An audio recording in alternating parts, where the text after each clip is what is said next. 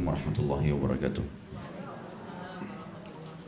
Alhamdulillah, kita terus memuji Tuhan kita Allah subhanahu wa ta'ala atas segala nikmatnya.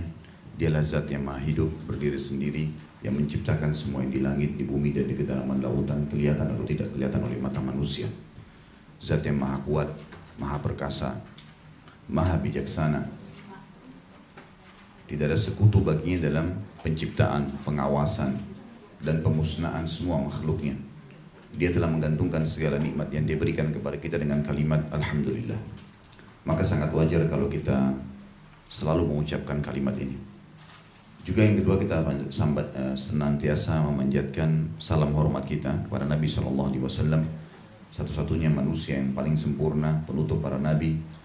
Dan juga Allah subhanahu wa ta'ala telah memberikan salam hormat ini untuk beliau bersama dengan malaikatnya. Kita akan lanjutkan bahasan pagi ini, semoga Allah berkahi buku kita Pembatal Keislaman, dalam bahasa Arab Nawaqidul Iman. Dan ini kita masih di awal-awal, masih melanjutkan awal-awal pembukaan buku ini. Dan siang ini saya setelah mengambil kesimpulan dari mulai halaman 69 sekarang, saya akan berikan garis besarnya. Karena sampai sekarang kita belum masuk kepada pembatal keislaman. Nanti pembatal keislaman itu yang pertama itu ada di halaman 131. Baru selanjutnya gitu ya. Makanya inti bahasan sebenarnya dari halaman 131 ke belakang. Ini semua yang kita bahas tentang masalah definisi keimanan, cabang-cabang keimanan, definisi kekufuran, cabang-cabang kekufuran. Semua ini adalah penjelasan di awal, muqaddimah, untuk lebih menjelaskan nanti kenapa ada orang-orang yang terbatalkan keislamannya. Kita mulai dari halaman 69, saya kasih garis besarnya. Dan ini Bapak Ibu kalau yang pegang buku bisa menulis kesimpulan di sebelah tempat-tempat yang ada masih celah, bisa ditulis, atau punya kertas kecil ditulis kesimpulannya. Karena kalau dibaca ini akan panjang sekali, dan saya menemukan memang ada beberapa retorika terjemahan yang tidak mudah untuk difahami. Karena ada beberapa hal yang diterjemahkan terlalu letter-let sehingga membuat kalaupun orang awam membacanya, ini tidak mudah untuk memahaminya. Sulit sekali. Ada beberapa paragraf yang saya coba baca, itu saya sendiri sampai mengulangi 3-4 kali baru saya menangkap maksudnya, karena terjemahan yang terlalu letter-let dan tidak ada tulisan bahasa Arab. Mungkin kalau ada bahasa Arabnya saya bisa tahu gitu. Tapi ini bukan berarti aib ya. Kita berterima kasih pada penerjemah kita. Semoga Allah menjaga beliau tentunya, dan juga pada penulis buku. Tapi saya mengambil kesimpulan di majelis saya ini agar menjelaskan kesimpulan-kesimpulannya saja, kecuali nanti di inti bahasan kita. Kalau sudah masuk kepada poin-poin pembatal keislaman, baru kita rincikan satu persatu. Baik, di halaman 69, di pembahasan kedua di muqaddimah bahasan buku ini, vonis kafir secara mutlak atau umum, dan vonis kafir terhadap personel tertentu. Jadi yang ingin dititikberatkan oleh penulis di sini adalah, boleh seorang muslim memvonis secara global kalau mayoritasnya di situ kekufuran. Misal gini, kalau ada orang mengatakan Amerika negeri kafir, boleh seseorang mengucapkan itu karena mayoritasnya adalah orang kafir, padahal di dalamnya ada muslim kan. Tapi pengucapan ini namanya pengitlakan, ya, penyebutan tentang kekufuran secara global, dan ini dibolehkan. Sebagaimana dulu dikatakan waktu Nabi SAW ada di Mekah bersama dengan sahabat-sahabat di awal Islam. Ada Nabi, ada sahabat, tapi karena Islam sangat lemah di sana, maka apa yang dikatakan? Mekah negeri kafir, kan? Masa jahiliyah, kan begitu. Jadi diitlakan secara global. Tetapi pengitlakan secara global ini tidak kembali kepada individu. Ada kelompok misalnya secara global, kelompok ini menjurus kepada kekafiran. Boleh saja seseorang mengatakan kelompok ini pemahaman-pemahamannya kafir. Bisa saja. Tetapi kalau kita datang kepada person-personnya, tidak boleh kita vonis ini. Karena beda antara orang yang sudah tahu kalau ini salah, kemudian dia mendakwahkannya, seperti misalnya pemimpin-pemimpinnya, dai-dainya, dengan simpatisan. Beda sekali. Gitu ya. Kelompok Syiah misalnya, umumnya pemahamannya kufur. Kenapa kufur? Karena mereka mengatakan Quran kurang. Itu bisa membatalkan keislaman sebenarnya gitu kan. Nanti akan kita bahas dalam poin-poin kita. Mengkafirkan sahabat. Sahabat ini generasi yang belajar dari Nabi SAW. Bahkan ya, kalau dipertemukan antara seorang muslim yang biasa sekarang dengan seorang sahabat, sulit sekali untuk bisa mempertemukan keimanan mereka. Sampai kata Nabi SAW, kalau seandainya salah seorang di antara kalian bersedekah sebesar Uhud, semuanya emas, tidak akan bisa menjangkau ya segenggam sedekahnya sahabatku. Nggak bisa kita menjangkau mereka karena mereka melihat Nabi dengan mata kepalanya, berjuang dengan Nabi, gitu kan. Itu sulit di awal-awal Islam itu, nggak gampang gitu kan. Kita sih enak saja sekarang, lahir sudah orang tua kita Islam, masjid sudah banyak, ataupun kalau ada orang mu'alaf baru masuk Islam, maka dia temukan Quran sudah sempurna, ada terjemahannya, udah 30 juz, lengkap, rapi, bahkan sekarang berwarna, ada tajwidnya, lengkap semua. Banyak masjid-masjid, banyak dai-dai ulama yang menyampaikan tentang Islam. Bagaimana dengan awal-awal? Bayangkan kalau kita berada di Mekah, pada saat itu, negeri yang kota yang terpencil, tidak ada sama sekali kemajuannya. Sampai negeri Persia, sama negeri Romawi pada saat itu berkuasa, tidak pernah berpikir merebut Mekah. Karena Mekah dianggap di sebuah lembah kecil, terpuruk, ya. Nggak ada sesuatu yang bisa, banyak orang yang buta huruf, nggak bisa apa-apa. Mereka juga karena jahiliyahnya makan bangkai, saling membunuh, memperebutkan. Suku-suku Arab dulu sebelum Islam hidupnya luar biasa. Hidup dari peperangan. Kalau sudah habis bekalnya, mereka bentuk pasukan serang suku yang sebelah, ngambil punya mereka. Begitu. Subhanallah sebelum Islam. Makanya Umar bin Khattab mengatakan, kami dimuliakan dengan Islam. Terpuruk sekali. Gitu ya. Luar biasa buruknya pada saat itu. Tapi Islam datang mengubah mereka. Bayangkan kalau kita hidup di masa Mekah dulu, kemudian ada orang buta huruf, nggak bisa baca, nggak bisa tulis, ngaku Nabi. Kira-kira beriman nggak? Sulit itu. Saya kalau hidup zaman itu, saya khawatir jadi Abu Jahal tuh. Iya kan? Ada orang buta huruf, nggak bisa baca, nggak bisa tulis, ngaku saya Nabi. Dan harus diikuti semua perintahnya. Bayangin. Yang tidak ikutin kafir. Wah ini luar biasa ini. Kita sekarang sudah mudah gitu kan. Emang sudah lengkap agama ini, sudah mudah memahaminya. Bahkan ilmu-ilmu agama sudah dicabang-cabangkan. Dalam masalah hukum fikih ada cabang-cabangnya banyak.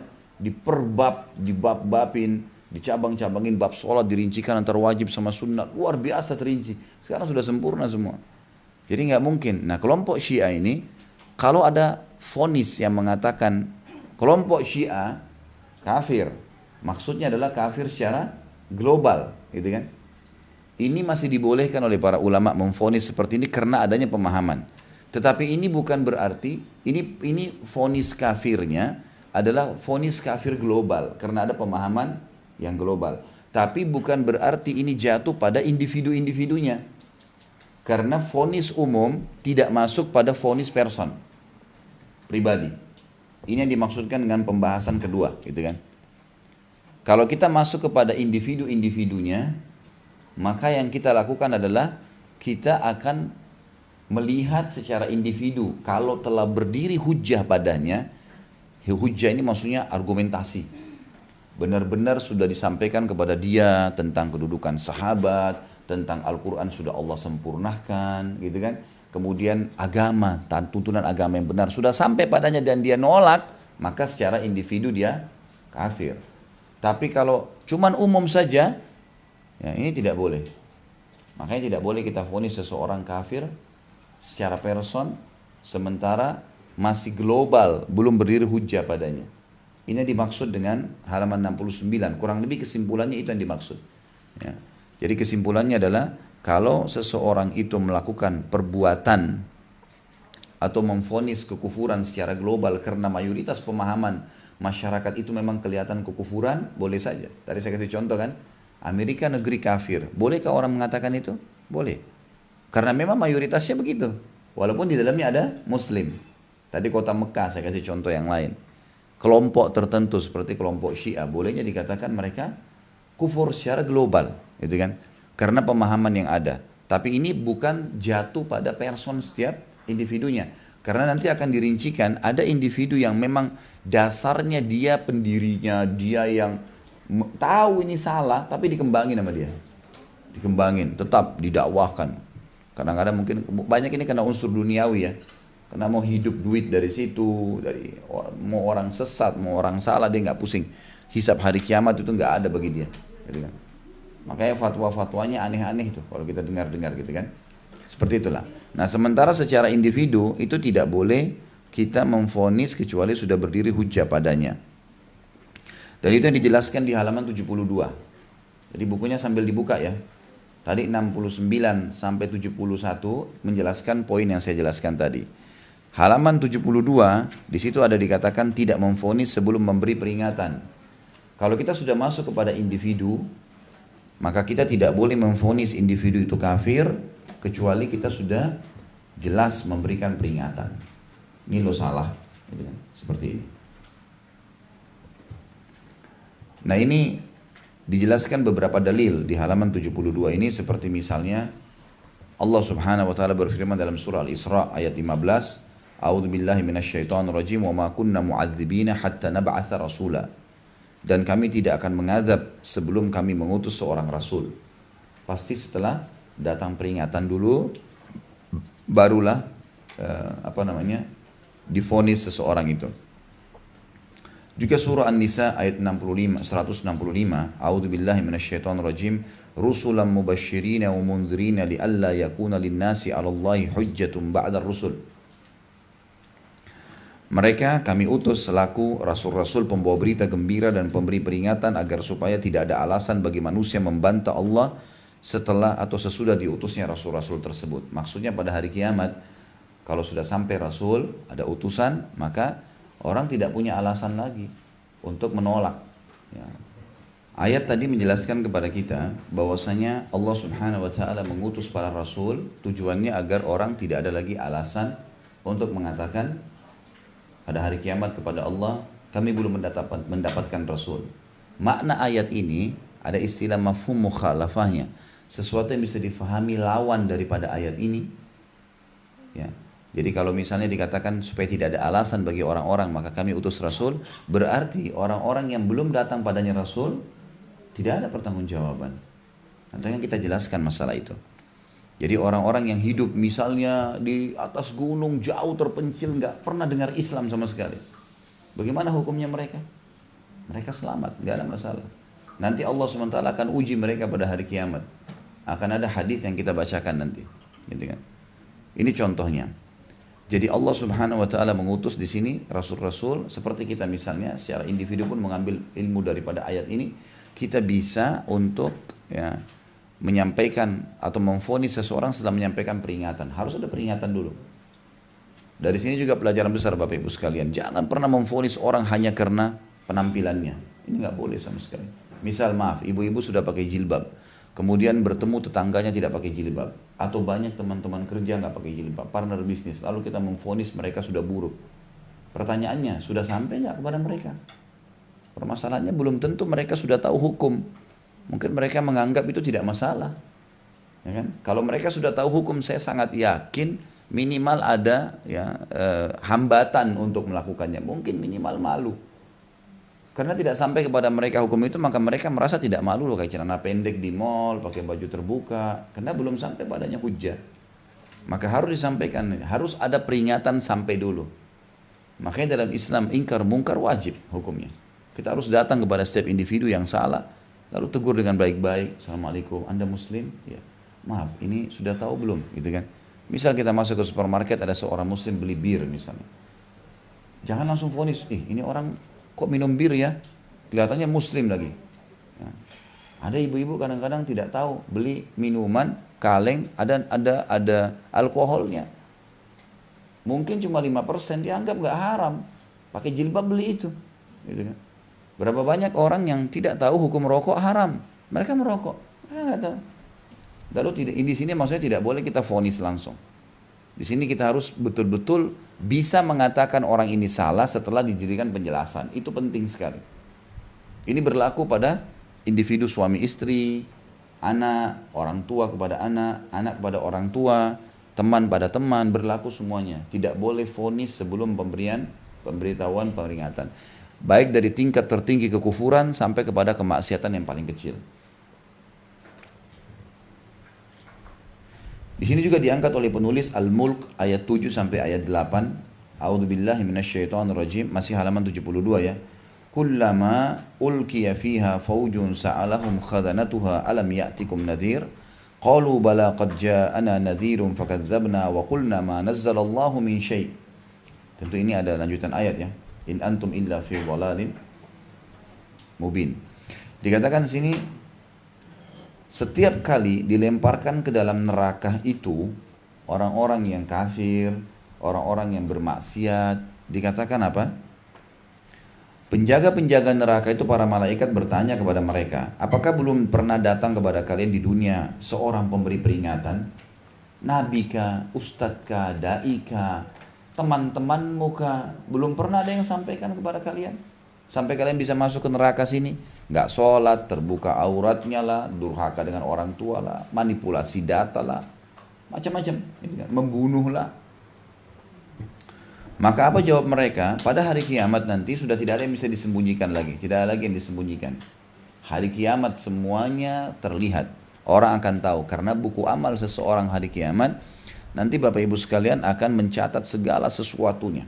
Sampai pernah saya titik beratkan di awal-awal pertemuan, buku amal seorang muslim itu atau setiap sosok manusia pada saat dia terima, dikatakan dalam Al-Quran, orang-orang kafir secara khusus lagi kaget dia mengatakan mali hadzal kitab la yugadiru saghiratan wala kabiratan illa ahsah. Buku apa ini yang kami terima, tidak membedakan mana yang kecil dan mana yang besar. Kata para ulama tafsir, yang dimaksud yang kecil di sini adalah kedipan mata dia yang pertama pada saat dia baru lahir dari rahim ibunya, tadikan nafas yang oksigen yang pertama, gerakan jari yang pertama, yang ke 100, yang ke 1000, yang ke 1 juta, sampai dia meninggal dunia. Semuanya. Sampai sebagian ulama sekarang, yang sekarang ini masih hidup, mereka mengatakan, subhanallah, dengan canggihnya teknologi, sampai seseorang bisa menonton DVD lengkap kisah seorang tokoh misalnya. Kemudian dari awal sampai akhir, dan dia bisa review kembali di durasi menit keberapa kalau dia mau ulangin tontonannya, gitu kan? Ini memberikan pelajaran kepada kita, bukan mustahil buku amal pada hari kiamat lebih canggih daripada itu. Kalau sekarang kita bisa tonton apapun dari YouTube, kita bisa rekam, bisa simpan video di HP kita. Bagaimana kita bisa memungkiri kalau malaikat bisa merekam lebih hebat daripada itu? Bahwa malaikatnya tidak tidur 24 jam, kita lagi tidur pun diawasin sama dia. Gimana caranya? Harus difahamin masalah ini ya. Jadi di sini mereka akan mengatakan pada hari kiamat, waktu penjaga-penjaga neraka bertanya, apakah belum pernah datang kepada kalian di dunia seorang pemberi peringatan? Mereka menjawab, benar ada. Sudah sampai kepada telinga kami pernah dengar. Tidak bisa dibohongin lagi. Sesungguhnya telah datang kepada kami seorang pemberi peringatan, maka kami mendustakannya dan kami katakan Allah tidak menurunkan sesuatu apapun.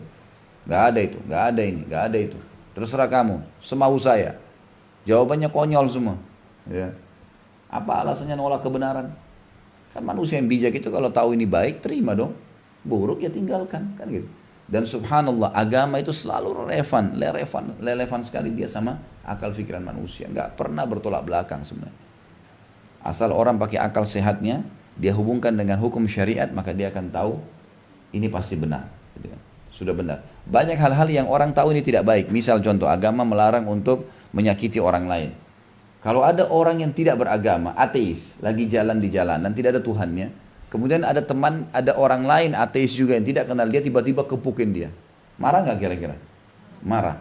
Orang lain melihatnya yang ateis pun anggap itu buruk nggak? Buruk. Padahal tidak ada tuntunan nih, belum ada tuntunan. Kalau ada orang lain mengambil, orang lagi pegang HP terus tiba-tiba dirampas.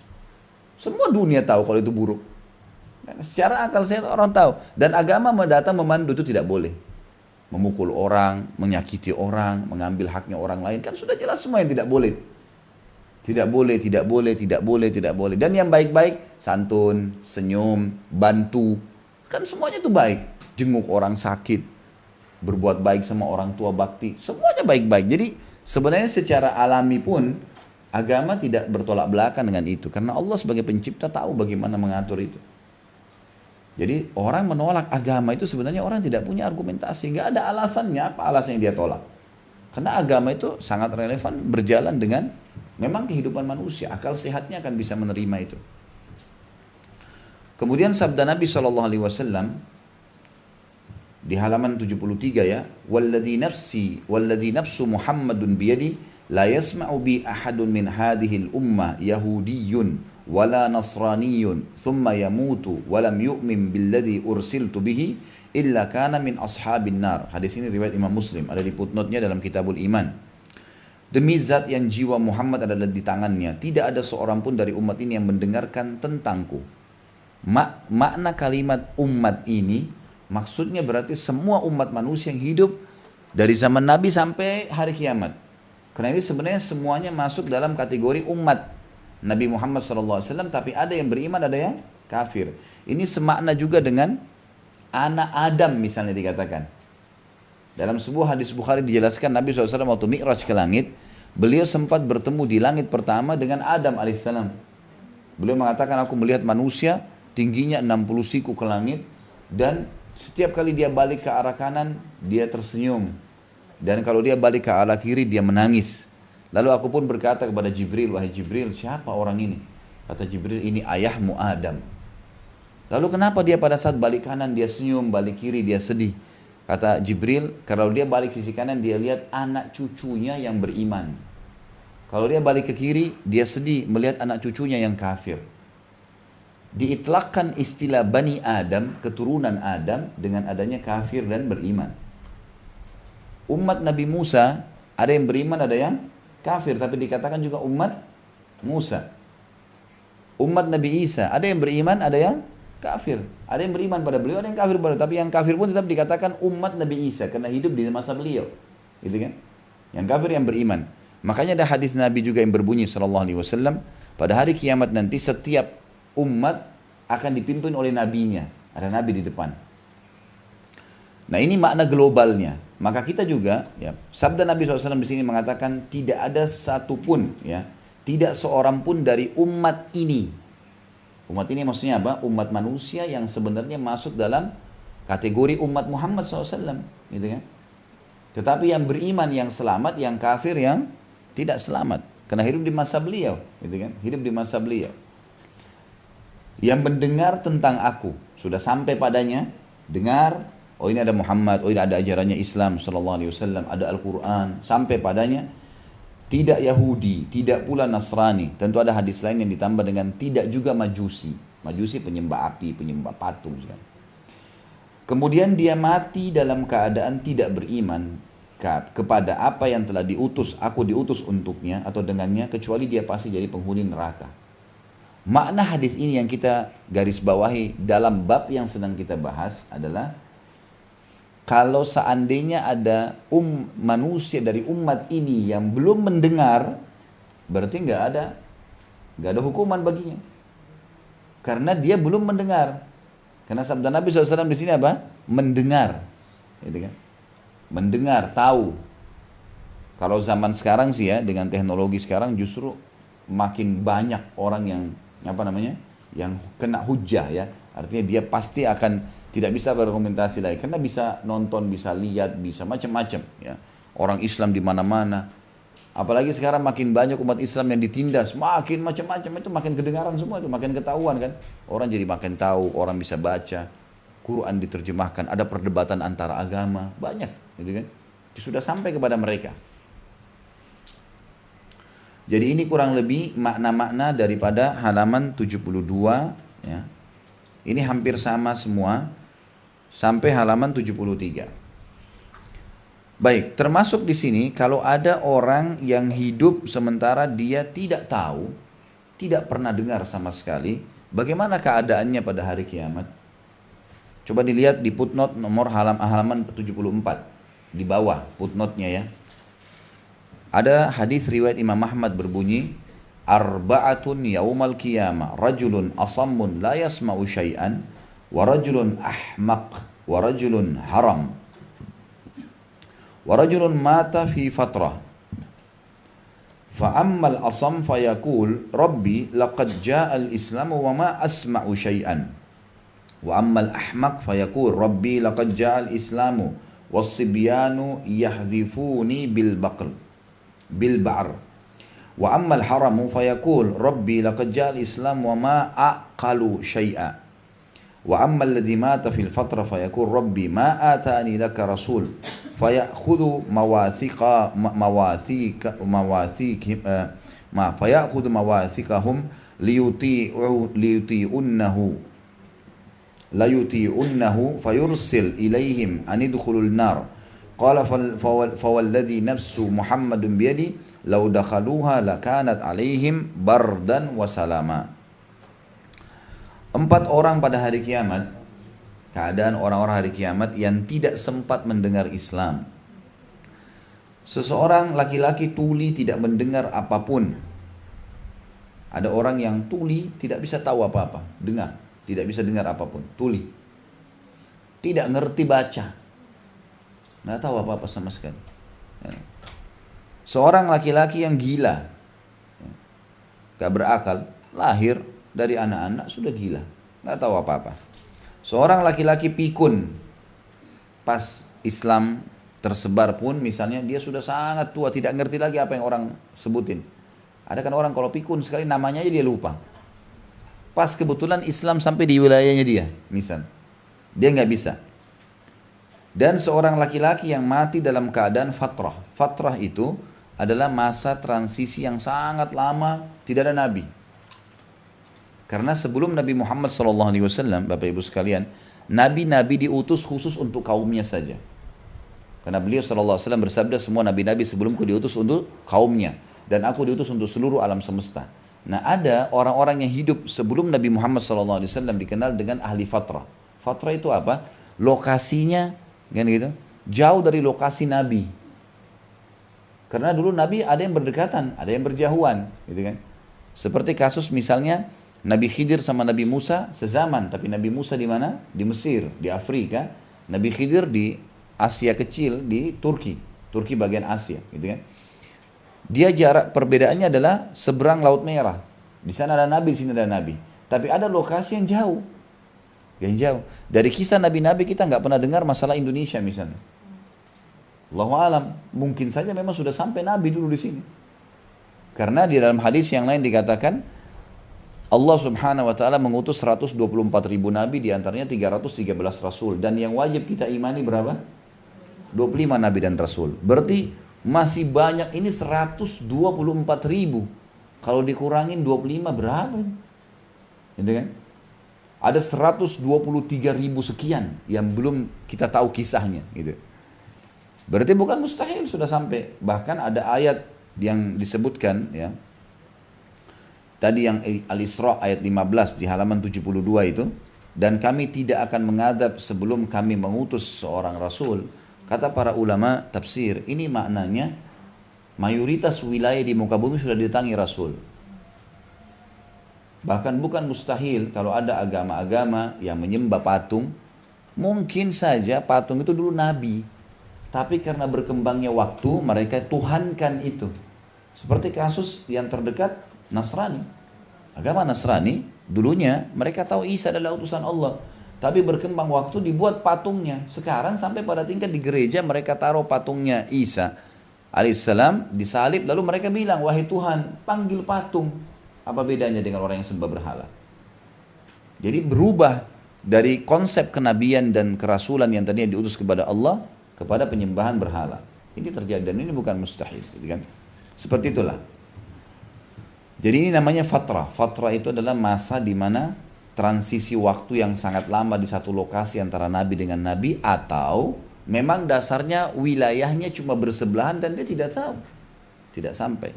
Bagaimana keadaan mereka? Kata Nabi SAW, nanti pada hari kiamat orang yang tuli berkata, Robbi, wahai Tuhanku, Islam telah datang dan aku tidak mendengar apapun. Tidak bisa aku tahu, tidak tahu apa itu. Orang gila berkata, Robbi, Islam telah datang dan anak-anak melempariku dengan kotoran. Aku tidak gila, nggak tahu. Jadi kan, tidak sampai Islam, dan ini nggak ngerti. Orang pikun berkata, Robbi, Islam datang kepadaku sementara aku tidak mengerti apapun. Sudah sangat tua. Pikun ini dalam arti kata sudah tidak ngerti apa-apa ya. Ada orang subhanallah, maaf, buang air besar sembarangan, sudah lupa namanya, nggak tahu nama anaknya. Ya maksudnya, jadi bukan tua, beda ya. Ada orang tua yang tidak pikun, ini harus pikun. Yang keempat, orang yang mati di masa fatrah tadi. Ya. masa transisi antara Nabi, berkata, Rabbi, tidak ada Rasul yang datang kepadaku. Aku tidak pernah tahu masalah Islam. Lalu dia, Allah subhanahu wa ta'ala, dianya, D-nya besar kan ini? Itu berarti kembali kata ganti kepada Tuhan, Allah subhanahu wa ta'ala. Lalu dia mengambil janji mereka dan mereka benar-benar mentaatinya. Lalu dia meminta mereka untuk masuk ke dalam neraka. Maksudnya nanti hari kiamat orang-orang ini Allah datangkan. Lalu Allah uji mereka. Kalau mereka lolos dari ujian itu, mereka masuk surga. Apa ujiannya? Allah datangkan neraka di hadapan mereka. Lalu Allah perintahkan mereka masuk ke neraka itu. Patuh nggak? Diuji sama Allah subhanahu wa ta'ala. Kalau yang mereka loncat ke dalam api, berarti lolos nih ujiannya. Karena dia patuh pada Tuhannya. Dan kenapa ujiannya seperti ini Bapak Ibu sekalian? Karena pada saat itu tidak ada lagi orang yang tidak tahu Tuhan Allah. Nggak ada lagi. Di dunia ini orang masih ada orang mesti butuh argumentasi menjelaskan secara dalil nakli, secara dalil akli, secara wahyu, secara akal. Memang Tuhan itu ada sehingga kita bisa yakin kan. Tapi hari kiamat nggak ada lagi orang sudah tahu ini Tuhannya Allah. Nggak ada lagi orang tidak tahu Tuhan Allah. Dan Allah akan bicara sama mereka secara langsung. Berarti tidak ada alasan kan? Baik, patuh nggak nih? Ini api, coba loncat. Perintah saya. Perhatikan di sini kata Nabi SAW. Demi zat yang jiwa Muhammad ada di tangannya, jika mereka masuk ke dalamnya, kalau mereka betul-betul loncat ke dalam api sesuai dengan perintah Allah, niscaya ia dingin dan menjadi keselamatan baginya. Jadi nggak terbakar. Itu cuman ujian. Nah, kalau yang lolos, ya memang Allah perintah ya sudah dikerjain sama dia, udah aman masuk surga. Karena dianggap patuh pada Tuhan Allah. Tapi tentu derajatnya beda dengan orang-orang yang sudah beriman. Beda. Tidak sama tentunya. Tapi kalau ada yang tidak mau masuk, berarti dasarnya walaupun dia hidup di dunia, tetap dia kafir nih. Kan gitu. Karena saya sudah jelaskan tadi, kalau di dunia ini, kita memang belum lihat Tuhan kita, belum tahu. Belajar. Tapi di akhirat nggak ada satupun manusia dan jin yang tidak tahu Tuhannya. Semua tahu kalau ini Tuhan Allah. Nggak ada lagi. Sudah terbuka bagi dia semuanya, nggak ada lagi. Jadi orang kafir pun masuk ke dalam neraka dalam kondisi tahu kalau memang dia pantas masuk karena memang ada Tuhan ternyata gitu. Ini yang dimaksud dengan orang-orang yang nanti juga pada hari kiamat ada yang kalau belum sampai kepadanya argumentasi, ya, maka berarti dia akan ya, dikasih keselamatan. Ini sama juga dengan hukum secara umum. Kalau kita tidak bicara kufur, orang yang melakukan perbuatan dosa dan tidak tahu kalau itu dosa, tidak tahu benar ya, ini selamat dari hukuman. Sekarang coba buka halaman 78. Jadi tadi halaman 72 sampai 77 itu apa yang saya jelaskan, itu kesimpulannya tadi. Ya, supaya kita bisa hemat waktu karena ini masih di pembukaan buku ini. Jadi bisa paham, kalau saya bacain per paragraf ini panjang. Maka saya ambil kesimpulannya. Di halaman 78 ada poin ketiga, uzur karena tidak tahu. Ini masuk dalam masalah ketidaktahuan, perbuatan kemusyrikan kah, perbuatan dosa kah. Coba perhatikan dikasih contoh oleh beliau di sini, penulis. Yang dimaksud poin nomor 1 ya, di bawah. Yang dimaksud dengan ketidaktahuan adalah kosongnya diri dari ilmu, tidak tahu sama sekali. Atau tidak mengetahui sesuatu yang semestinya diketahuinya. Contoh hadis ya. Perhatikan hadisnya dari Ibnu Abdul Bar rahimahullah memaparkan hadis Ibnu Abbas radhiyallahu anhuma, ahda rajulun li Rasulillah sallallahu alaihi wasallam rawayata khamrin. Faqala Nabi sallallahu alaihi wasallam amma alimta anna Allah harramaha? Qala la.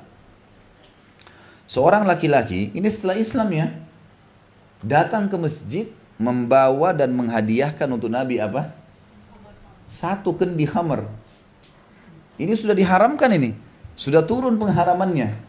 Orang ini datang dari luar Madinah, dia masuk Islam, dia nggak tahu.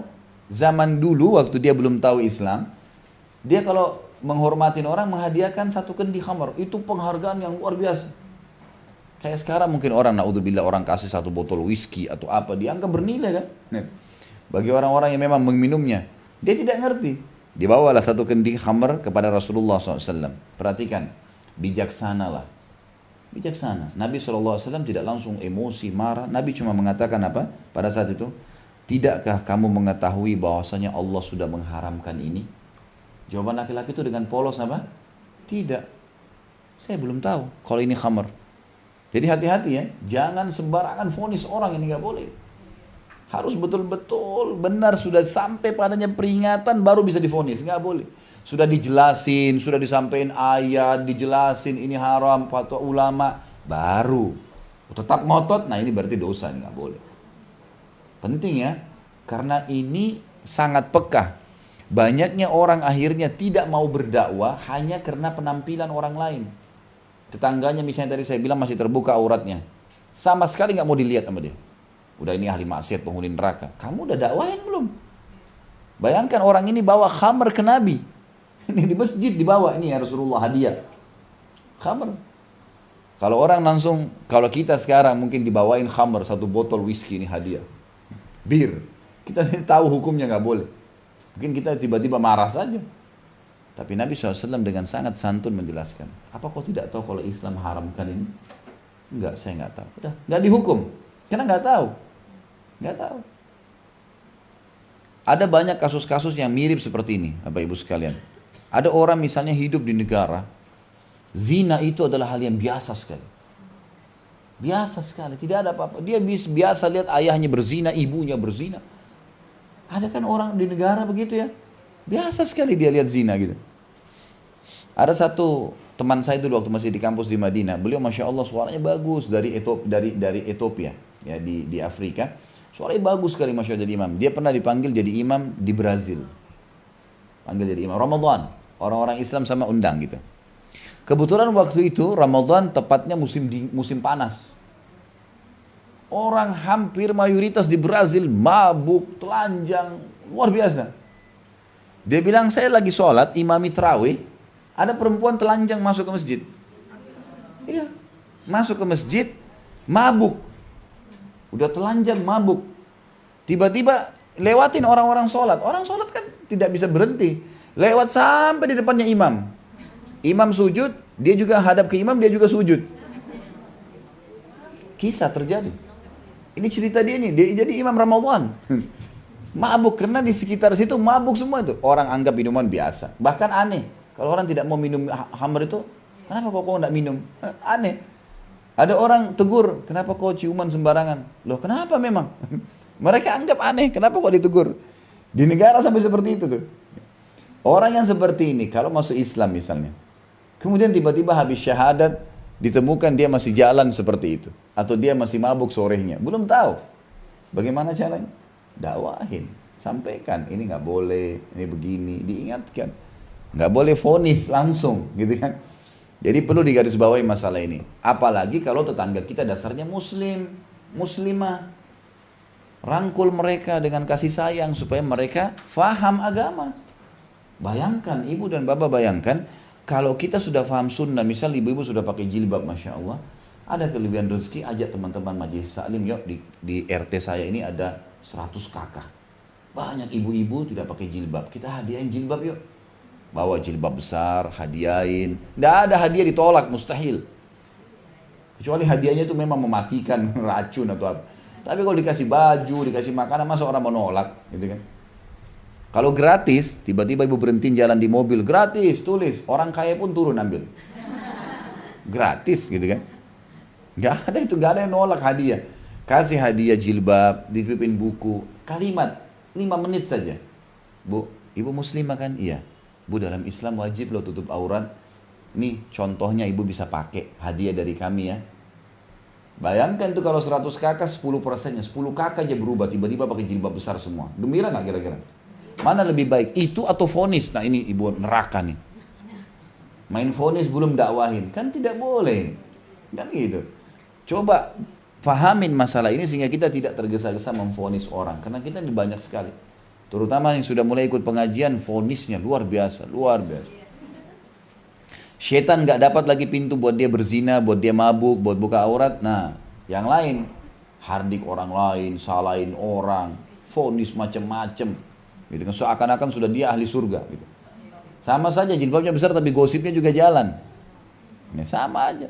Jilbab pakai dapat pahala, gosip gunjing orang dosa, haram. Sementara gunjing itu sesuatu yang ada dasarnya pada orang itu. Kalau aib itu ada padanya dan kita ceritakan sementara dia tidak suka, ghibah namanya, dosa besar. Kalau nggak ada jadi fitnah, lebih berat lagi. Jadi dakwahin, sampaikan. Ya. Ini contoh yang luar biasa dari hadis Nabi SAW ini.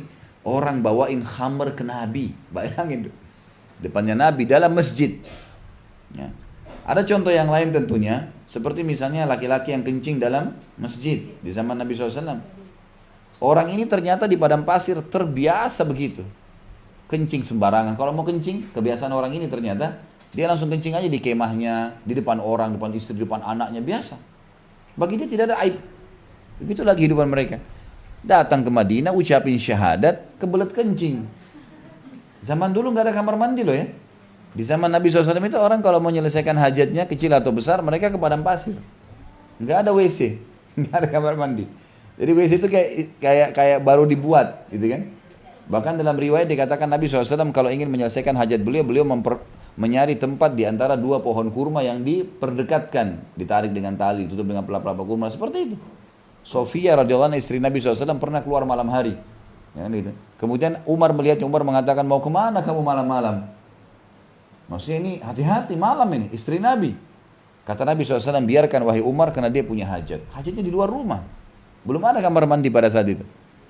Maka orang yang faham riwayat ini, sahabat ini baru masuk Islam, tidak ngerti kalau kencing itu tidak boleh harus di luar. Dia biasa di kemahnya. Udah, dia ke belakang, buka celananya kencing. Langsung. Spontanitas dianggap seperti dulu. Sahabat-sahabat yang sudah paham hukum berdiri, udah mau ngeroyokin dia. Gitu kan. Maka Nabi SAW berikan isyarat jangan. Saking tidak tahunya dia, waktu sahabat mau keroyokin, ini dalam penjabaran para ulama, dia tidak sempat menutup auratnya. Kencingnya nyebar ke sana sini. Waktu sahabat-sahabat disuruh Nabi redam, mereka duduk semuanya, orang ini lanjutin kencingnya. Jadi memang betul-betul tidak ngerti. Orang tidak tahu.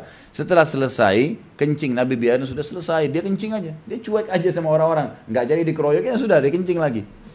Karena dia tidak tahu kalau itu salah. Setelah selesai, baru Nabi SAW berdiri dan menepuk pundaknya sambil mengatakan, yang kamu lakukan tidak layak untuk di tempat sini. Itu saja. Lalu dia sudah paham. Lalu dia mengatakan, ya Allah rahmatilah saya dan Muhammad, jangan rahmati yang lain. Ini yang lain-lain yang mau ngeroyokin saya tadi, jangan dirahmatin. Gitu.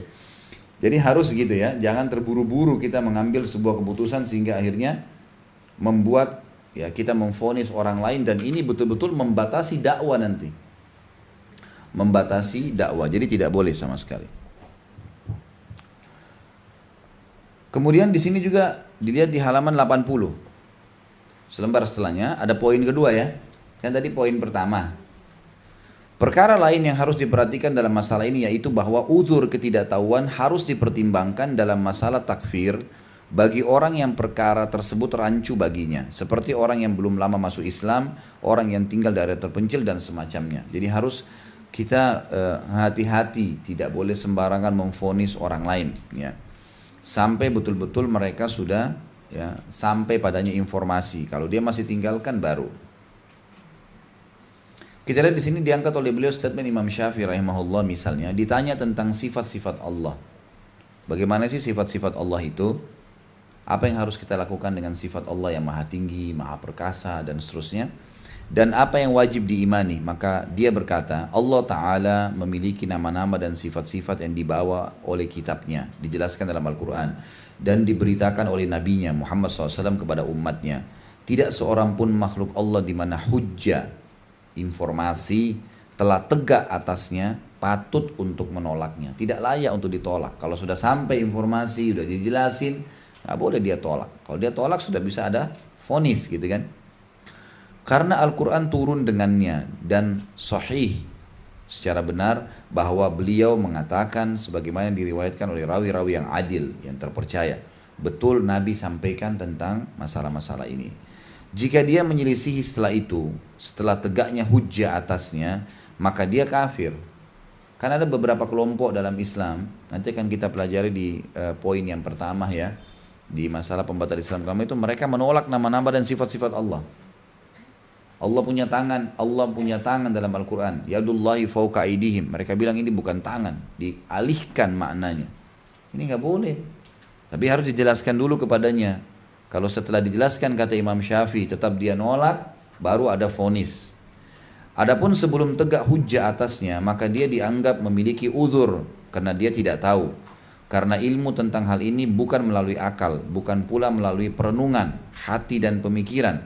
Kami tidak mengkafirkan seseorang dengannya karena dia tidak tahu, kecuali setelah sampai berita kepadanya.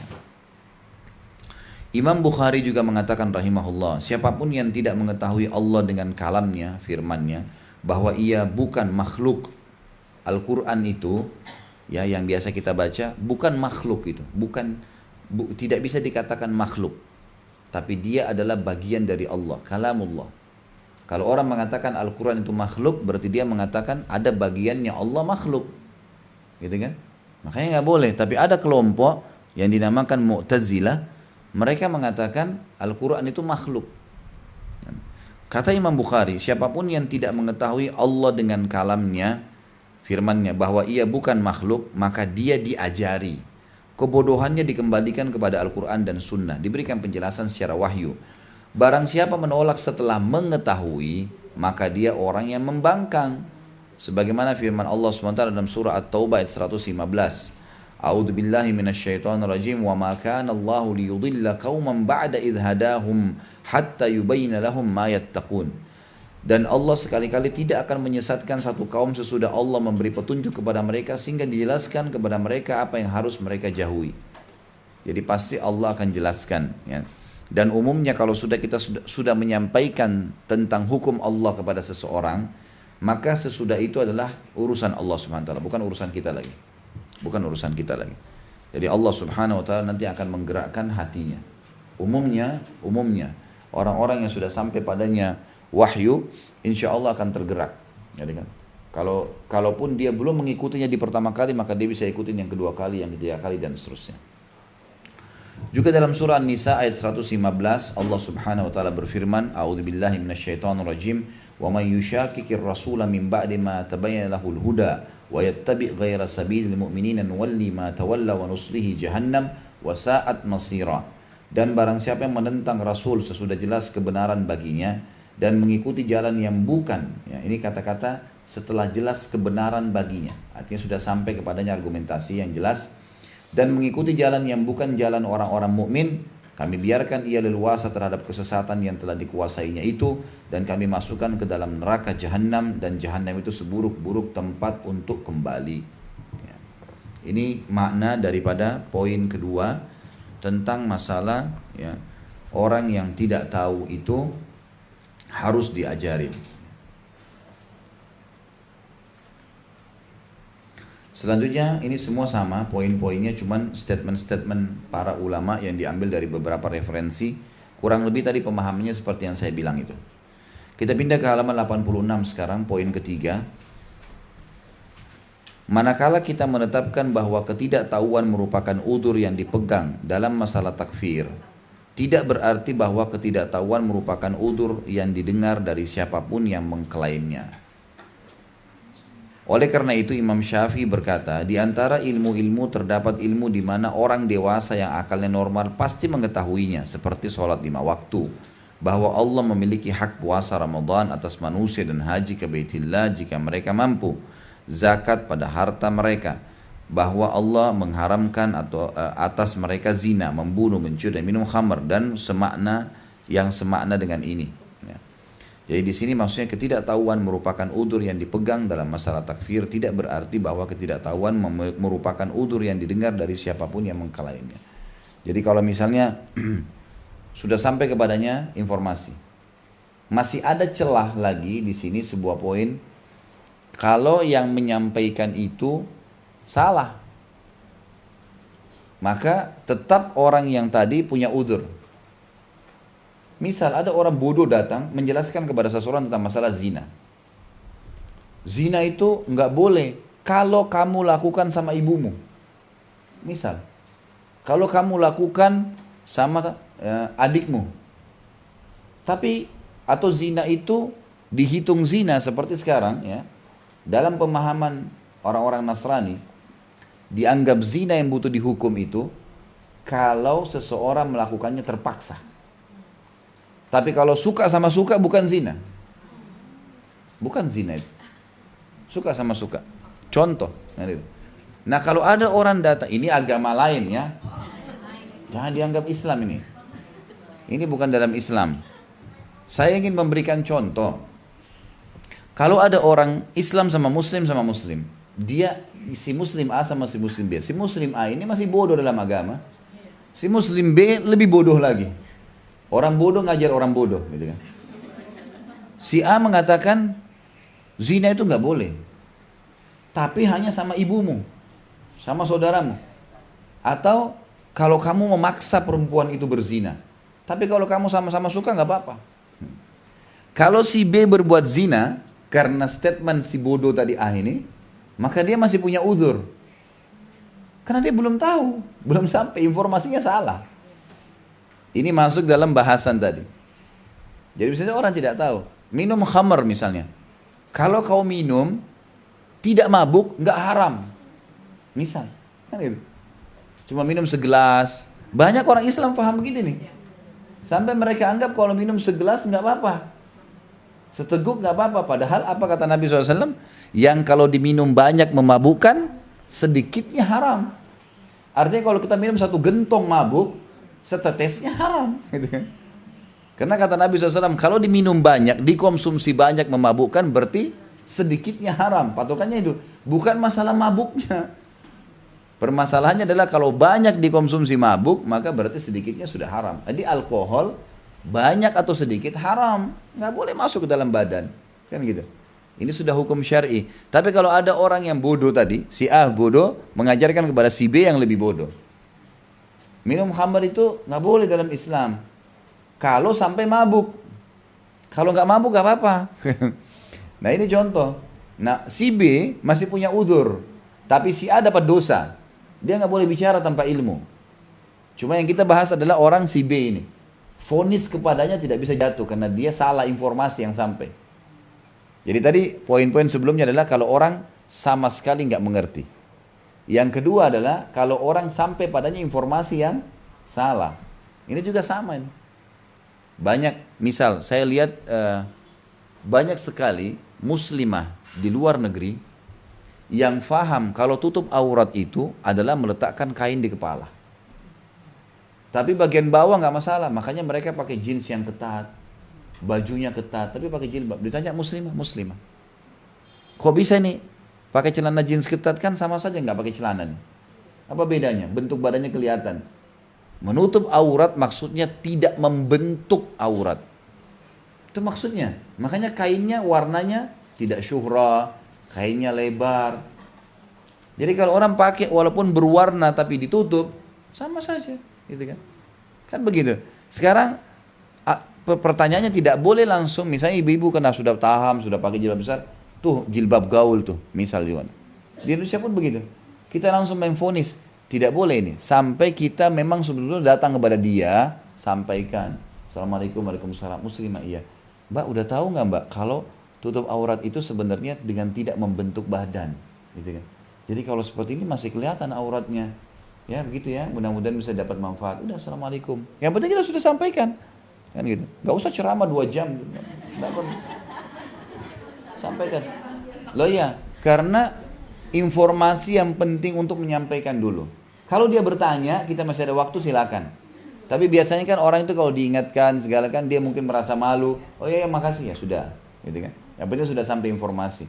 Kalau bisa lebih baik, ya saya pernah bilang ini dan saya pernah ambil pelajaran dari teman saya. Ada teman saya dari Ummul Qura di Mekah pernah datang ke Makassar jadi dosen gitu kan selama 4 tahun. Dia sama istrinya setiap jalan kemana-mana pasti di tas istrinya dibawa buku terjemahan bahasa Indonesia. Jadi setiap dia belanja ada buku tentang kenapa tidak pakai jilbab, ada buku tentang sholat, selalu. Jadi kalau dia masuk ke mall sama istrinya lagi belanja, ada pelayannya muslimah tidak pakai jilbab. Ditanya sama dia, muslimah? Iya. Kenapa nggak pakai jilbab? Ah cuma ya biasa ketawa senyum-senyum baik. Ini buku ya, kasih hadiah buku, tinggalin lagi. Gitu kan. Saya pernah terapin tuh, saya beli buah di pinggir jalan, kasih buku, ini buku gratis ya mbak. Oh iya terima kasih, gembira. Padahal isinya disuruh pakai jilbab. Tapi sampai kan informasi, namanya gratis diambil aja. Tapi insya Allah mudah-mudahan dengan niat baik kita malah Allah berikan petunjuk, gitu kan? Banyak orang subhanallah dari hal-hal yang kecil seperti ini akhirnya dapat hidayah, dapat hidayah. Jadi termasuk dalam orang yang punya udur adalah orang yang salah informasi sampai padanya. Ini penting untuk digarisbawahi ya. Makanya vonis ini nggak boleh sembarangan, harus betul-betul orang yang tepat. Baik, sekarang kita pindah ke halaman 93, pembahasan ketiga. Makna tegaknya hujjah. Tegaknya hujjah ini, subjudulnya adalah prinsipil. Harus ada. Sekali lagi masih sama, tidak boleh memvonis orang sampai telah diberitahukan informasi yang tepat buat mereka. Nggak boleh sama sekali. Tetangga kah, kerabat kah, siapa saja, gitu kan. Di sini juga masuk dalam hal ini, kalau dalam rumah tangga suami istri nggak boleh spontanitas marah sama pasangan, padahal belum tahu mungkin. Seorang suami 30 tahun hidup dengan metode cara orang tuanya. Seorang istri hidup 25 tahun, 20 tahun dengan cara orang tuanya. Disatuin dalam rumah tangga. Butuh adaptasi. Ada pernah ibu-ibu ngeluh sama saya, Ustadz, saya menikah sama suami saya sudah 3 tahun, suami saya setiap habis subuh tidur. Nanti bangun jam 9, baru beraktivitas. Saya ini hidup di rumah tangga yang ayah saya terbiasa setiap habis subuh aktivitas. Terganggu nih. Apakah saya harus minta cerai? Ini minta cerai gara-gara hal begini, bagaimana modelnya nih? Si suami terbiasa dengan begitu dan dia tidak anggap salah, gitu kan? Baik, sabarlah, dakwahin, gitu kan? Dan juga si ibu ini bisa mendapatkan pahala dengan niat mendampingi suaminya, kan bisa dapat pahala. Ya udahlah, baring di sebelahnya nggak apa-apa. Masalah simpel, jangan dirumitkan. Contoh, karena belum sampai hujjah, belum sampai masalahnya dijelaskan. Ini kalau masalah agama saja harus ada hujjah, apalagi masalah biasa urusan dunia. Hanya karena pilih warna sofa, warna gorden, jenis mobil, ribut cerai. Apa ini? Urusan dunia kok tidak ada urusannya. Sedangkan masalah agama saja jelas-jelas kafir. Tadi bawa khamr depan Nabi, kencing sembarangan, masih harus dijelaskan. Apalagi kalau urusan dunia. Sudahlah, urusan dunia toleransi aja. Agama itu pun kalau masalah wajib sama sunnah, wajib tidak toleransi. Tapi kalau sunnah, toleransi aja. Nggak masalah, gitu kan? Ada seorang ulama salaf, beliau setiap malam nasihatin istrinya, kita sholat malam itu begini, begini, begini. Istrinya ini rupanya tidak terbiasa sholat malam dari sebelum nikah. Dia sih sudah biasa sholat malam, gitu kan? Dia sangat bijaksana. Dia temanin istrinya sama-sama, istrinya ngobrol apapun didengar sama dia. Begitu istrinya tidur, dia berdiri, dia sholat. Dia sholat. Dia nggak maksain. Kenapa? Karena sholat malam sunnah.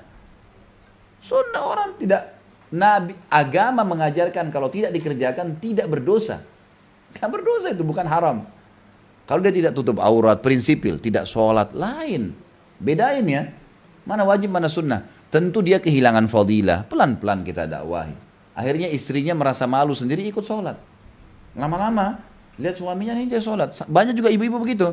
Karena akhirnya diajak suaminya, suami masih ngantuk, ya sudah, tidak apa-apa istirahat, tutup selimutnya, nggak apa-apa. Sunnah kok.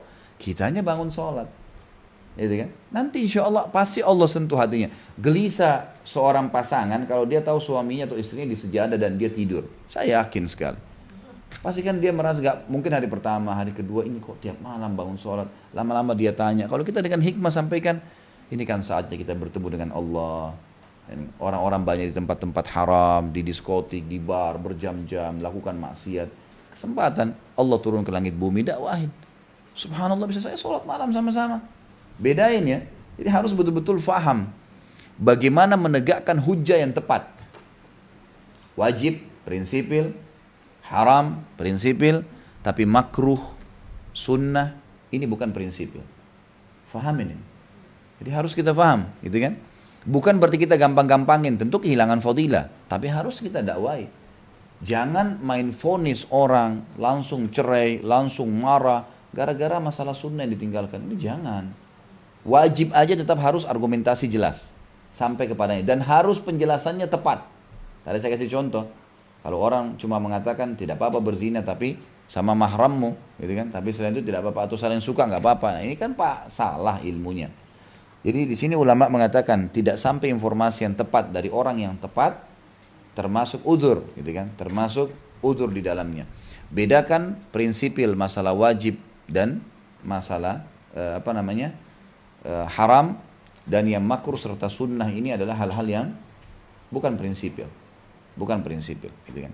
Membaca Al-Quran ibadah, tapi dia hukumnya sunnah muakkadah. Kalau seorang muslim sampai meninggal gak pernah baca Quran, berdosa nggak? Nggak berdosa.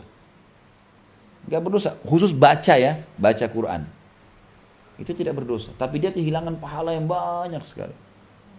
Jangan karena bapak ibu sudah sering baca Quran, vonis pasangannya yang tidak pernah baca Quran itu langsung dianggap sesat. Nggak boleh. Sunnah ini.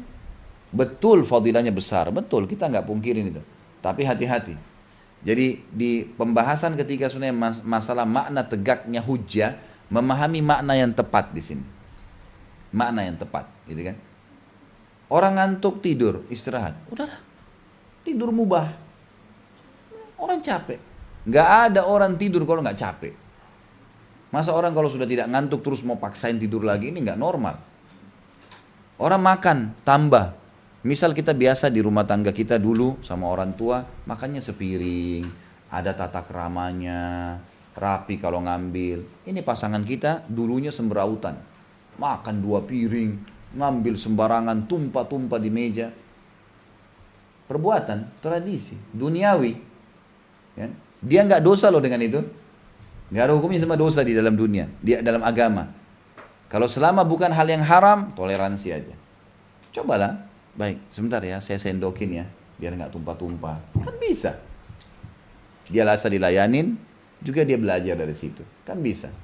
Kamu dari keluarga mana sih, kayak binatang gini? Nah, ini kan jadi masalah ini. Berantakan begini, wah macam-macam. Urusan dunia toleransi saja. Kan? Artinya coba diperbaikin, coba diberikan masukan. Dan ingat, dakwah yang paling efektif adalah dakwah secara hal. Hal itu perilaku. Contoh. Itu jauh lebih hebat daripada perkataan. Itu luar biasa. Luar biasa. Ibu kalau mau larang, bapak mau larang anaknya sesuatu, datangkan gantinya yang boleh. Nih ya, ayah dan ibu ganti ini ya. Yang ini boleh, nah ini nggak boleh. Itu gampang itu. Ini nggak boleh ya begini. Tapi mana gantinya? Apa gantinya? Sementara yang haram pasti ada gantinya yang halal. Bahkan halal lebih banyak. Kan gitu. Jadi kita dakwah bil hal itu penting. Menyampaikan sesuatu dengan yang benar. Ini yang dimaksud dengan pembahasan kita makna tegaknya hujjah. Jadi harus tepat dalam masalah berdirinya hujjah. Termasuk di halaman 94, tegaknya hujjah tidak dalam segala masalah. Ada hal-hal yang tidak ada toleran, tidak perlu ada hujjah di situ ya. Tidak perlu ada hujjah di situ. Terutama berurusan sama urusan duniawi. Nggak butuh argumentasi yang kuat karena selama bukan haram, gitu kan. Itu yang dimaksud dengan keduanya. Kemudian yang ketiga, tolok ukur dan syarat tegaknya hujjah. Harus orangnya berilmu. Jadi Bapak Ibu sebelum menasihatin orang lain, bukan cuma sekedar datang. Jangan nanti seperti tadi si A bodoh dengan si B bodoh. Dia nggak ngerti, dia nyampein. Akhirnya salah juga. Saya pernah naik kereta api dari Jakarta ke dari Surabaya ke Jakarta, salah satunya jalur itu. Beberapa tahun lalu saya masih mahasiswa di Madinah. Saya sempat malam nggak bisa tidur. Saya sama sepupu saya kebetulan jalan ke kantinnya, beli mie, makan mie sambil. Di situ ada, semoga Allah berikan hidayah, ada ibu nggak pakai jilbab, ada bapak-bapak juga duduk di situ sambil merokok. Dan ini kelihatannya semua orang awam, nggak ada ngerti agama gitu kan. Tapi ngobrolannya masalah sholat tahajud, sholat duha, masalah ini sambil ngepul nih, wah, begadang, duduk dengan bukan mahramnya, nggak pakai jilbab, diskusikan masalah sholat malam. Wah, ini luar biasa. Ini saya tidak tahu harus memberikan gambaran seperti apa, tapi ya begitulah ya. Maksudnya di sini tolok ukur dan syarat tegaknya hujjah kepada orang yang akan diberikan informasi dan orang yang memberikan informasi harus tepat. Terutama yang memberikan informasi yang kita titik beratkan di sini. Di halaman 95 itu tentang masalah orang yang memberikan informasi. Harus tepat tuh.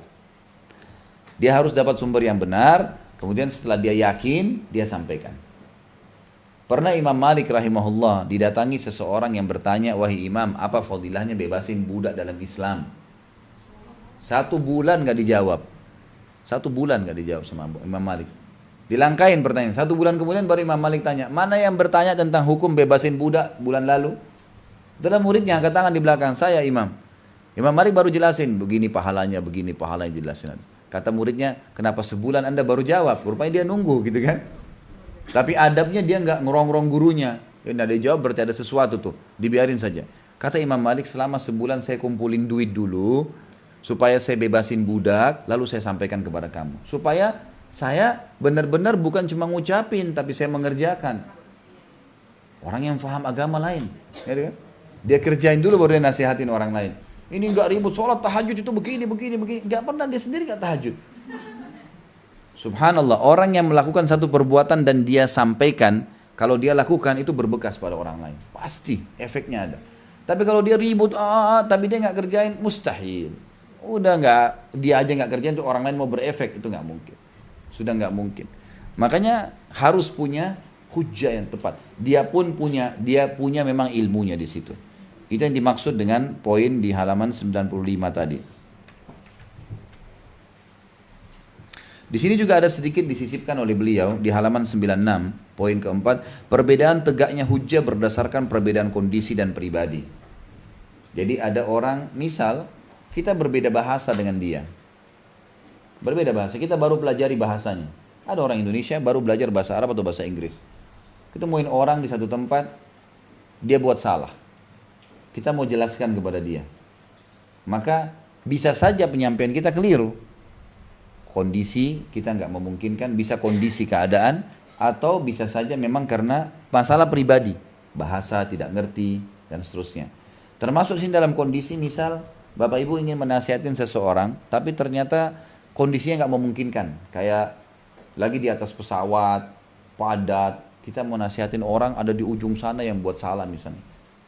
Gimana caranya nih? Ya. Kita mau ke sana pun susah, atau ada orang lagi tidur, melakukan satu perbuatan yang salah atau ini banyak. Jadi kurang lebih seperti itu gambarannya. Jadi hujjah ya, alasan yang akan disampaikan sehingga dia bisa divonis orang ini salah atau kafir, itu harusnya difahami berdasarkan dengan kondisi dan jadi bisa saya karena kondisi dia nggak paham. Kondisi bahasa, kondisi lagi sakit, lagi lapar sekali. Ada orang lapar sekali minta makanan, lalu ibu ceramai dulu 1 jam baru dikasih makan. Nggak paham tuh, gitu kan? Kenyangin dulu, baru kasih. Kondisinya nggak bisa, gitu kan?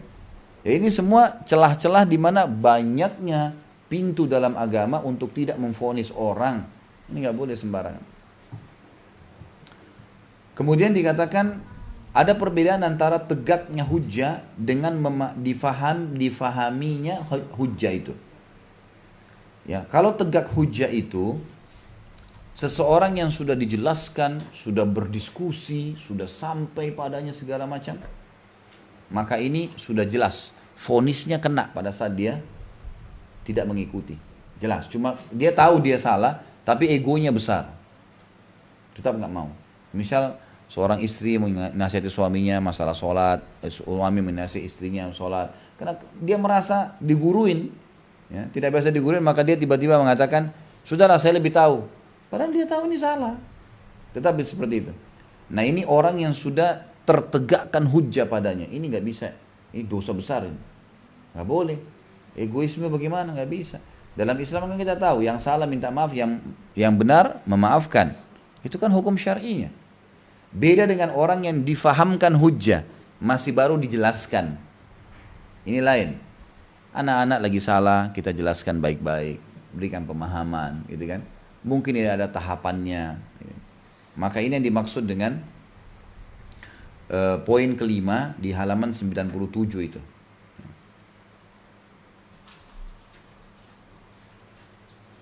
Allah Subhanahu wa taala menyebutkan dalam surah Al-Furqan ayat 44, dalilnya diangkat oleh beliau. Am tahsabu anna aktsarahum yasma'una aw yaqilun inhum illa kal an'am bal hum adallu sabila. Kata Allah SWT, apakah kamu mengira bahwa kebanyakan mereka itu mendengar atau memahami? Mereka itu tidak lain hanya seperti binatang ternak. Bahkan mereka lebih sesat jalannya dari binatang ternak itu.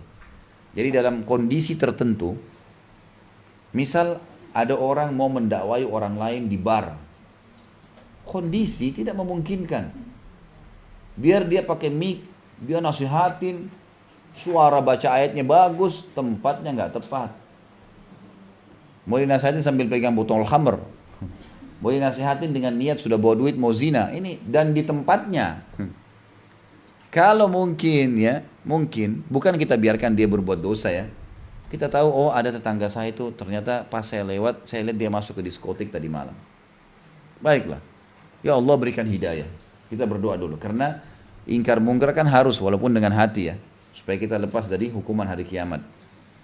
Besok, lusa ada kesempatan, kita hadiahkan buku, datang nasihatin, supaya dia tidak ngulangin.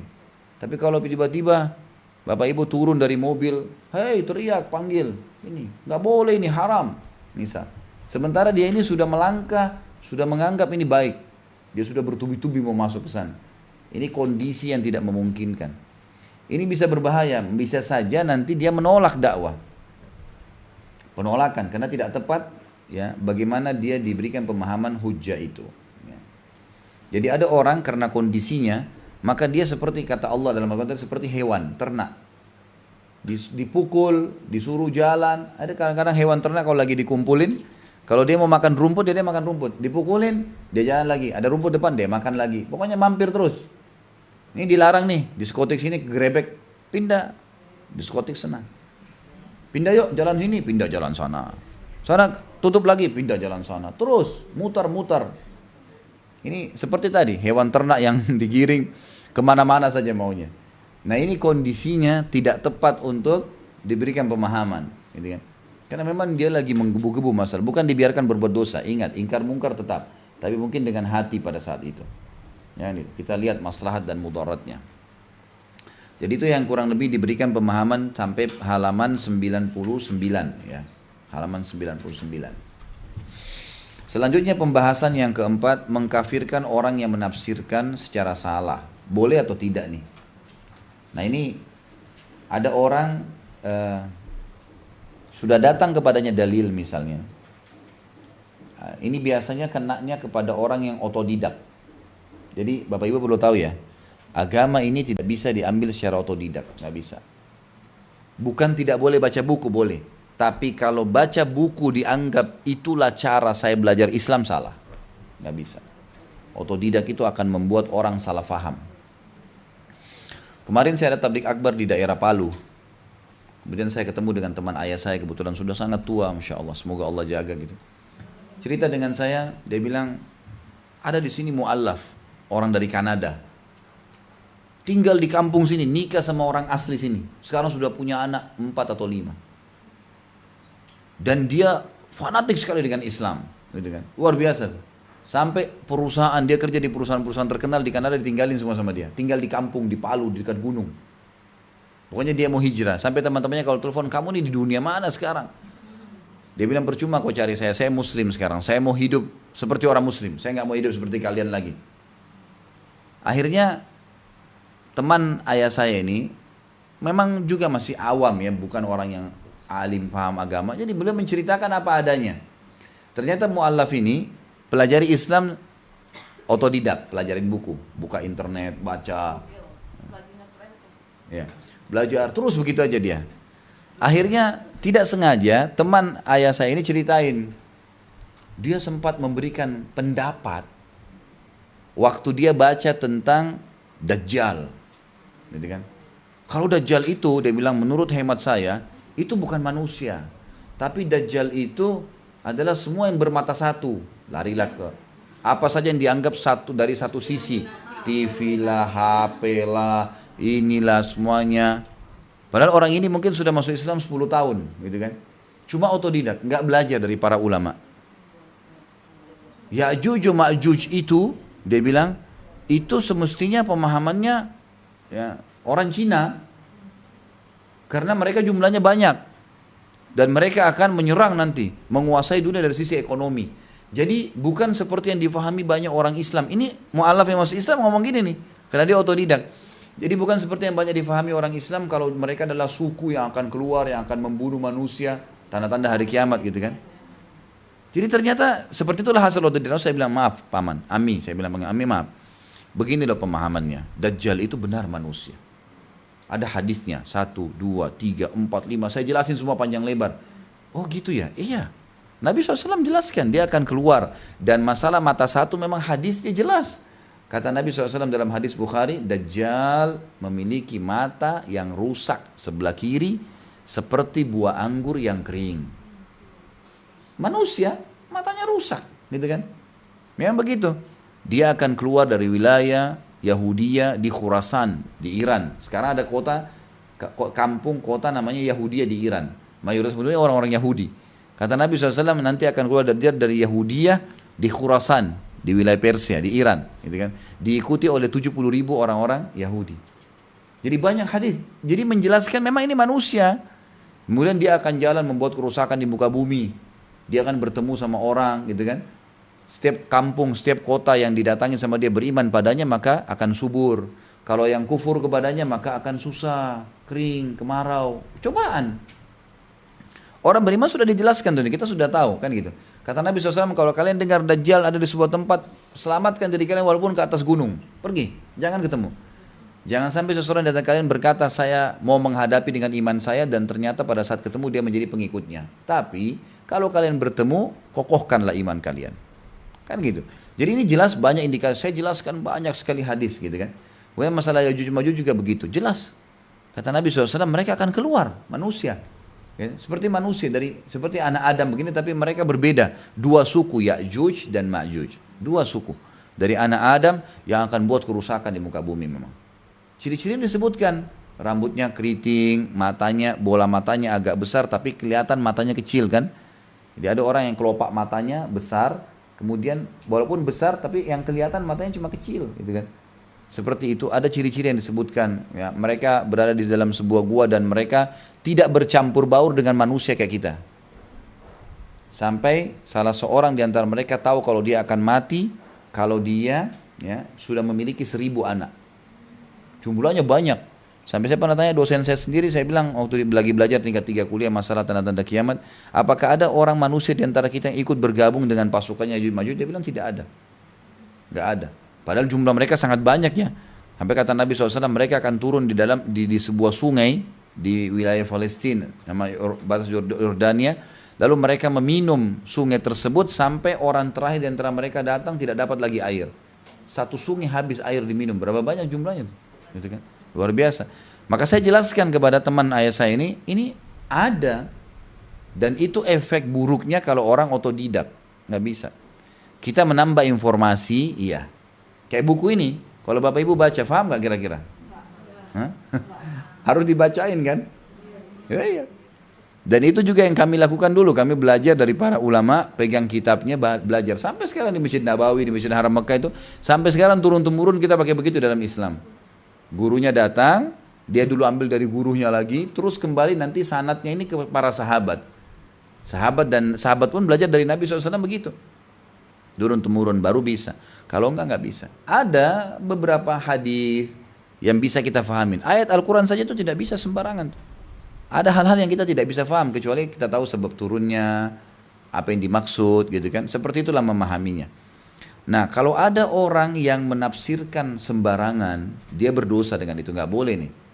Gitu kan? Seperti banyak orang menafsirkan masalah khamr tadi, minuman keras, kalau mabuk saja, kalau nggak mabuk nggak apa-apa. Dan dari sinilah keluar makanan-makanan, hati-hati di Indonesia ada banyak makanan yang sudah beralkohol, gitu kan?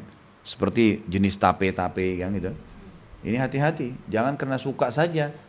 Kalau sudah tahu dia ada alkoholnya nggak boleh. Tapi saya senang Ustaz, ya senang nggak boleh, tapi haram nggak boleh. Jangan dimakan. Toh kalau kita nggak makan juga nggak mati kok, gitu kan? Ganti dengan yang lainnya. Selama kita sudah tahu nggak boleh, gitu kan? Nggak boleh. Jadi jangan sampai karena penyalaan tafsir makna akhirnya salah faham. Tadi saya sudah kasih contoh masalah zina, masalah khamar dan seterusnya. Seperti itulah pemahaman, ya.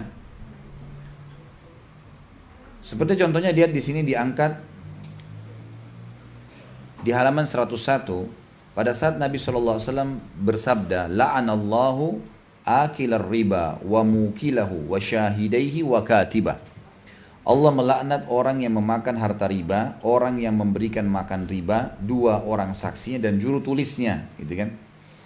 Lalu ada seorang sahabat yang sempat bertanya, ya, mengatakan, ya Rasulullah, apakah termasuk riba kalau saya menukar satu jenis makanan, gandum sama gandum, tapi pertukarannya dua sak, ya, kayak kita anggaplah dua kresek, ya, dengan satu kresek. Maka kata Nabi SAW, awah ainur riba, luar biasa, itu justru ribanya. Nggak boleh, sekilo ya sekilo ditukar, kecuali nilainya berbeda. Gandum Saudi misalnya sama gandum Indonesia beda memang kualitasnya, sehingga ada selisih harga, itu lain. Ditukar misalnya gandum Indonesia yang senilai Rp1.000 dengan gandum Saudi 1.500, kita tukar misalnya. Wajar kalau kita tambah kilonya gandum Indonesia itu, karena memang tidak senilai walaupun sejenis kan. Tapi kalau senilai nggak boleh, ini riba jelas. Nah ini contohnya. Jadi ada orang yang kadang-kadang mengalihkan makna tafsir. Kalau dia tidak bertanya, maka akan jadi masalah buat dia. Tapi di sini sahabat tadi begitu dijelaskan masalah riba dan dia belum jelas, dia kasih contoh. Maka Nabi SAW menjelaskan kepadanya.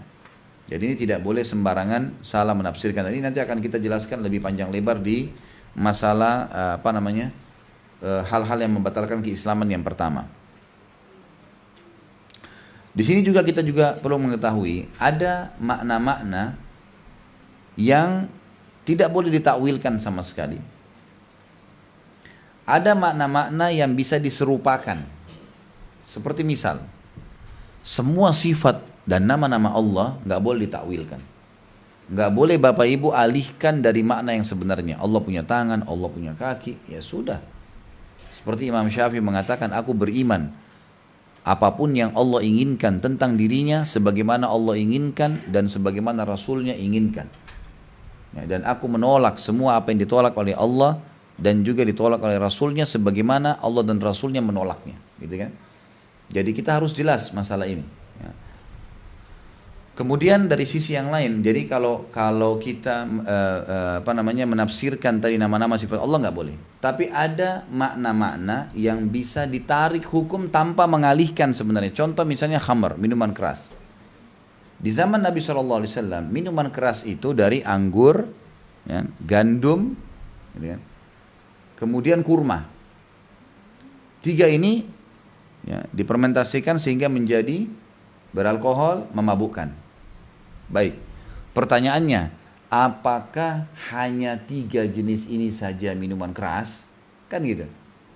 Nah di sini ada pentakwilan makna dari benda itu. Jadi misalnya kalau selain kurma, misal ada yang lain kayak kita ya, mungkin dari apa ya sekarang di Indonesia ini ada kayak ragi, apalagi ada banyak ya. Kalau misalnya ubi pun itu bisa, macam-macam, beras. Kan banyak ya. Nah, di sini ada penarikan makna dari apapun yang memabukkan walaupun jenisnya berbeda di zaman Nabi SAW. Ini berbeda. Ini jenis ya penarikan makna yang dibolehkan. Tapi kalau sudah masuk kepada hal-hal yang tadi asal ya, asas itu tidak dibolehkan, nama-nama dan sifat-sifat Allah Subhanahu wa taala.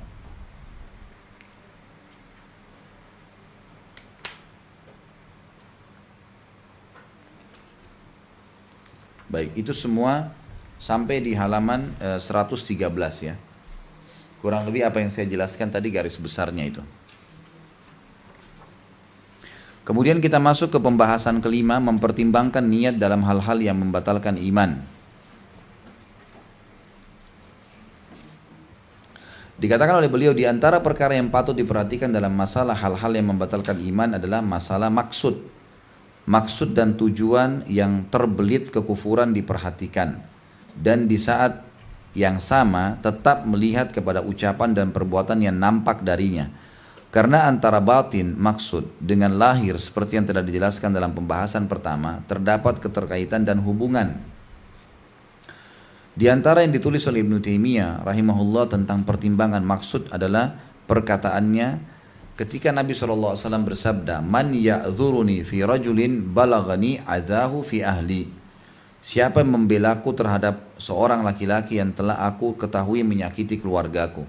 Jadi Nabi SAW waktu itu bermaksud ya kepada Abdullah bin Abi Salul, pimpinannya orang munafik.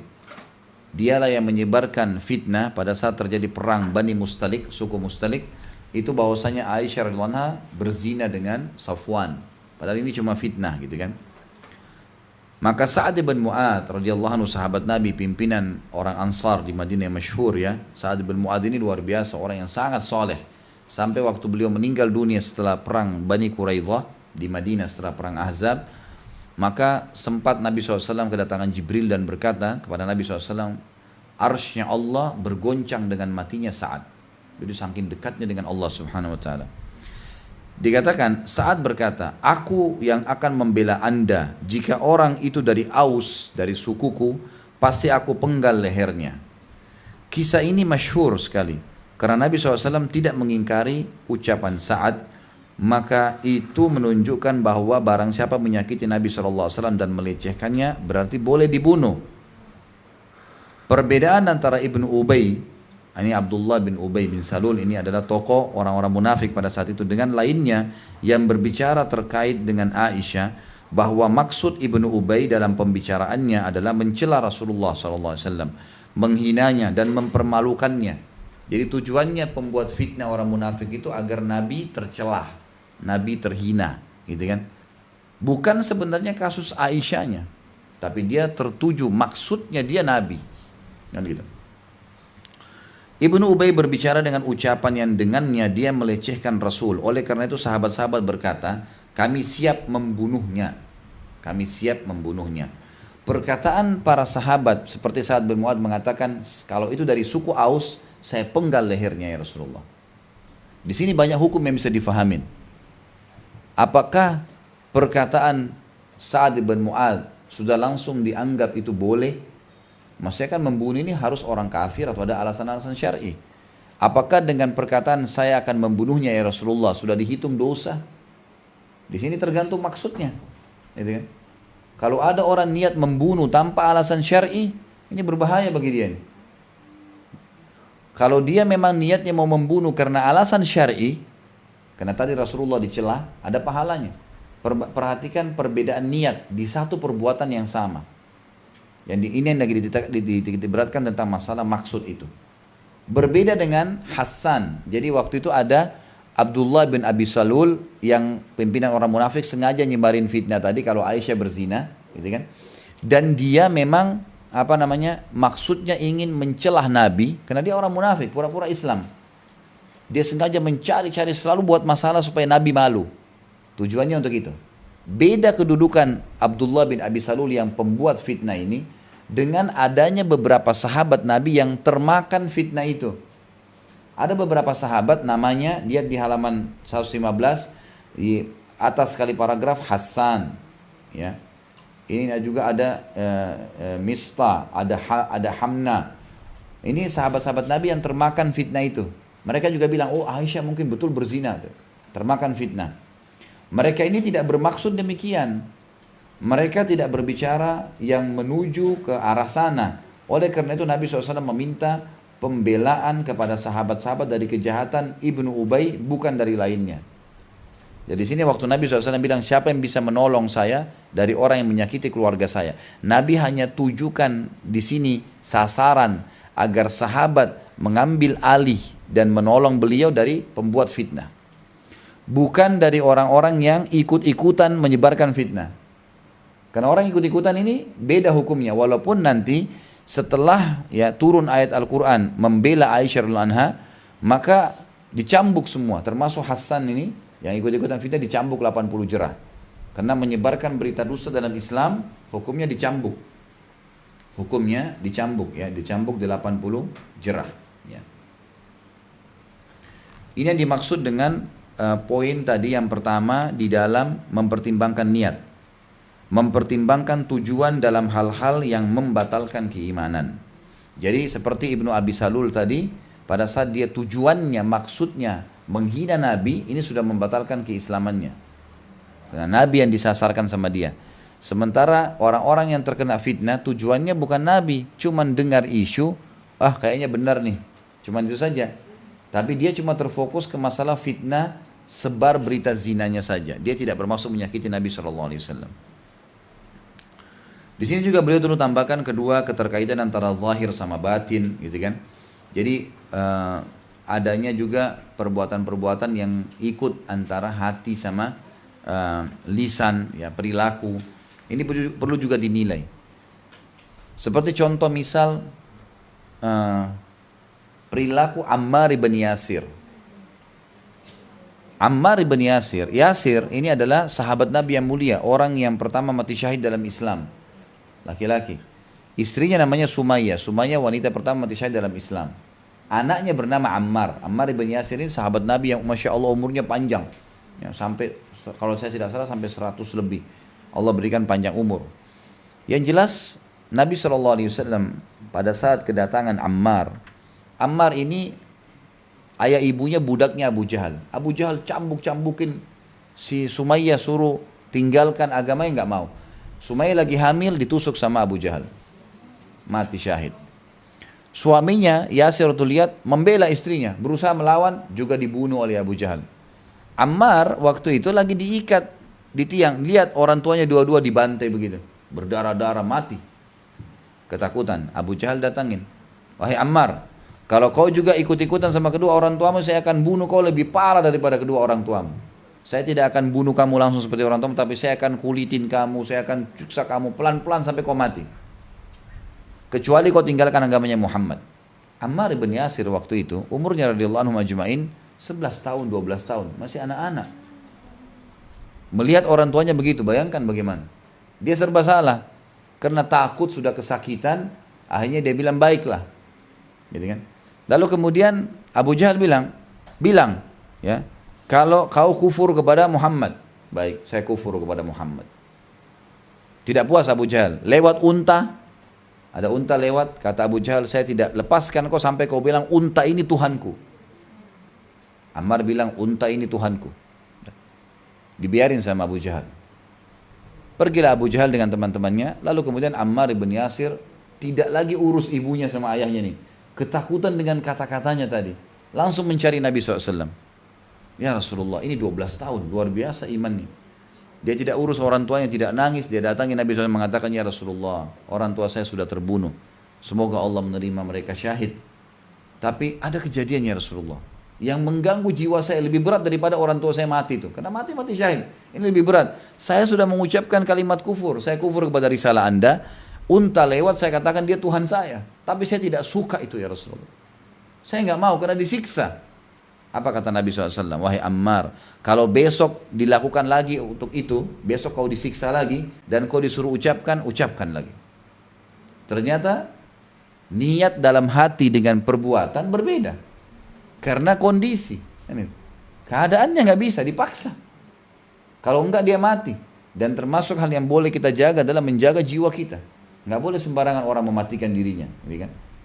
Kalau dia merasa memang dia mau berkorban ya silakan, tapi kalau tidak, agama masih mau toleransi. Jadi ada juga penilaian. Nah, orang seperti kita tidak boleh memvonis Ammar ibn Yasir, gitu kan?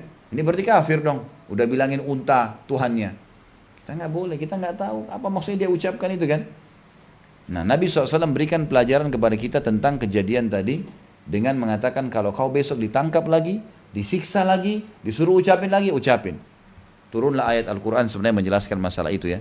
Yang kurang lebih artinya, orang bisa kafir dengan kata-kata dan perbuatannya, kecuali orang yang mengucapkan kekafiran itu, sementara hatinya penuh dengan keimanan. Terpaksa. Sama halnya kejadian-kejadian yang lebih sederhana sebenarnya, masalah orang pada saat harus memakan babi dalam kondisi misal, ini contoh saja, di tengah padang pasir, nggak ada lagi makanan, sudah berapa hari nggak makan akan mati. Atau bangkai, kan haram ya, tapi dia harus makan. Bagaimana kira-kira keadaannya? Bagaimana kita menilai orang seperti ini? Keluar kaidah ilmu fikih kita adalah ad-daruriyat tubihul mahdhurat. sesuatu ya yang darurat menghalalkan hal yang dilarang. Jadi perlu difahamin ya, bahwasanya ini ada hukum syar'inya sendiri. Tapi dalam keadaan-keadaan darurat, tidak bisa semuanya. Nah orang seperti ini tidak bisa kita vonis langsung, nggak bisa kita langsung main vonis dia. Harus hati-hati, tanya, jelaskan argumentasi, baru kemudian kita mengambil sebuah hukum. Jadi tidak boleh sembarangan. Banyak contoh-contoh dalam masalah seperti ini, ada orang yang zahirnya berbeda dengan batinnya. Banyak sekali. Ya. Pernah ada sahabat juga diutus oleh Nabi SAW mendatangi satu suku Arab yang terkenal sekali, punya 100.000 orang, siap menyerang Madinah. Siap menyerang Madinah pada saat itu. Maka Nabi SAW mengutus seorang sahabat, tapi maaf saya lupa namanya sahabat, cuma ini riwayat sahih. Utus ke sana. Kata Nabi SAW, pergilah ke sana dan selesaikan urusan kepala sukunya. Jadi kepala sukunya yang jahat nih.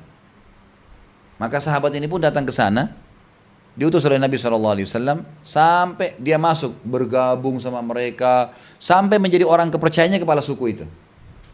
Pada saat sudah jadi kepercayaan, dalam beberapa waktu saja, karena kebaikannya, dia khidmah, dia segala, Muslim nih, tapi orang tidak tahu kalau dia Muslim. Begitu dia sedang berdua, dibunuh kepala suku itu sama dia. Kemudian dia pulang ke Madinah. Dia pulang ke Madinah, kepala sukunya sudah mati, suku itu nggak jadi nyerang Madinah. Pulang ke Madinah, dia sampaikan, ya Rasulullah, sudah selesai tugas saya. Kata Nabi SAW, bagus yang kamu lakukan. Terus Nabi tanya di depan para sahabat, dan ini pelajaran buat kita.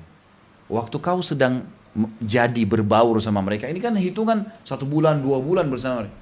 Bagaimana kamu sholat? Nabi tanya ke dia, untuk memberikan pelajaran kepada seluruh sahabat. Kata dia, saya sholat dengan isyarat mata ya Rasulullah. Waktu itu dia ingin membunuh kepala musuh ini, kalau dia sholat dengan isyarat mata. Dia wudhu sembunyi-sembunyi, lalu dia sholat seperti isyarat mata.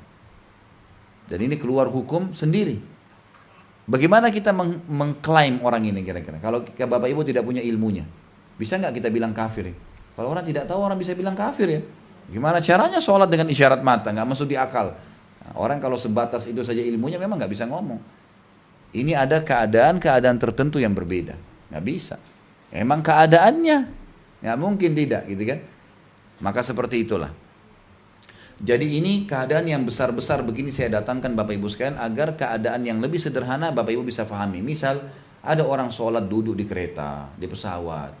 Jangan dibebankan orang. Harus berdiri. Di mana berdirinya? Nggak bisa. Gitu kan? Memang pahalanya kurang, ya sudah pahalanya kurang. Tapi kan ada. Semua yang kita bahas kesimpulan dari awal sampai akhir ini tidak boleh sembarangan memvonis orang kafir, orang salah, kecuali sudah tegak hujah padanya, dijelaskan. Itu pun kalau orang itu sudah tegak hujah padanya, akan bisa ditetapkan vonis padanya kalau yang menyampaikan juga benar. Kalau si A bodoh tadi sama si B bodoh, ini bahaya. Jelasin hukum syar'i tapi nggak paham, jadi akhirnya jadi kacau semuanya. Bisa difahami ya? Baik. Tapi hari ini juga sama, tidak ada pertanyaan. Sabar, masih ada Jumat depan. Ada khutbah Jumat, saya di Pertamina di Gambir. Ini jam 11 pagi. Ini takut nggak keburu gitu kan. Jadi saya ingin titik beratkan begini. Selama 3 kali pertemuan kita sampai hari ini, semua berbicara masalah pembukaan buku ini, masalah iman dan kekufuran. Kalau Bapak Ibu ada pertanyaan, ditulis di sebuah kertas, gitu kan.